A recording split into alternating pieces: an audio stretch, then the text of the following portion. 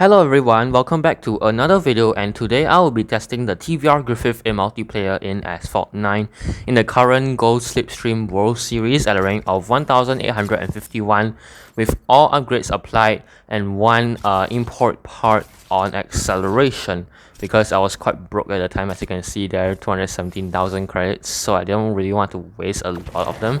So here are 3 races that I played in the TVR Griffith in the Ghost Slipstream season to get to Silver League. Yes, 3 races with a 2-star TVR Griffith is enough to bring you to Silver League. As long as you don't get Osaka for that 3 races, then it's a bit problematic, especially for a 2-star car. And why I say that is because this car has one of the, if not the worst handling and drifting capabilities in entire Class D, probably even the whole game, but I don't assume yet because I haven't driven every single car in the game. But definitely the worst in Class D by far, and probably tying with the Targa 4S. That convertible Porsche that no one uses. Yeah, so for the TVR Griffith, it is actually a pretty fast car. It's the only car in Class D capable of going above 300 km per hour raw speed, I think. Other than a Targa, which I don't think is all that fast. I think Targa is a bit slower at start. So yeah, this car is extremely fast. However, it has very bad acceleration. It's only like at my level is 69 acceleration, which is not very good at all. The handling is fine, manageable, but the drifting is a whole other story, because the drifting of this car is quite horrendous actually, as you will see on this next race on Osaka, where we will have quite a bit of turns and stuff, especially in this variant as well, which can drop the car to below 190 kilometers per hour. So this is our next race on Osaka, where later you will witness this car dropping below 200 kilometers per hour while drifting. At this section here, just look at the speed. It really is dropping quite badly, and its natural efficiency, as you might have already observed, is not really good either. It's also one of the worst, if not the worst, in Class D. Literally the closest I can find to this car is a 911 Targa 4S, which I brought up earlier. But the 4S is actually worse than the Griffith on most tracks because it is slower. So the Targa is basically like a slower Griffith, which doesn't really serve any use at all.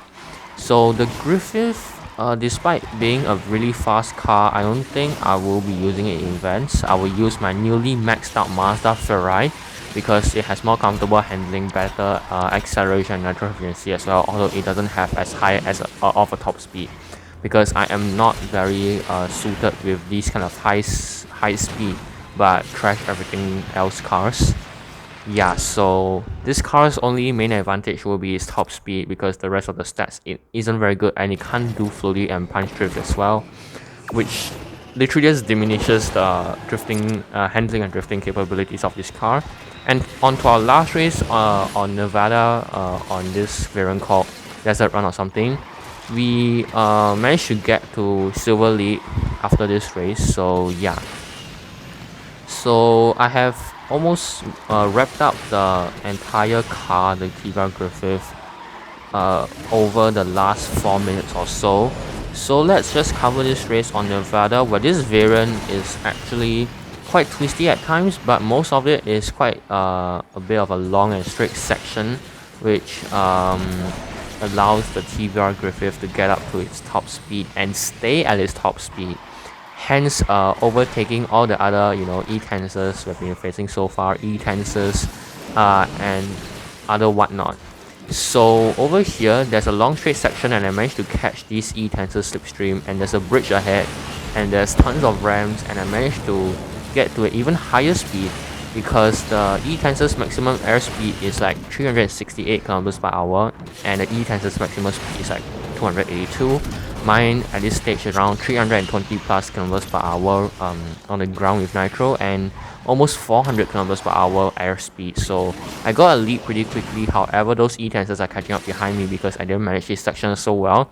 However, we do take first place in this race and climb to Silver League. So thank you guys so much for watching this video. Do leave a like and subscribe if you have enjoyed this short video, and subscribe for more Asphalt 8 and 9 content, and I will see you in my next video. Goodbye.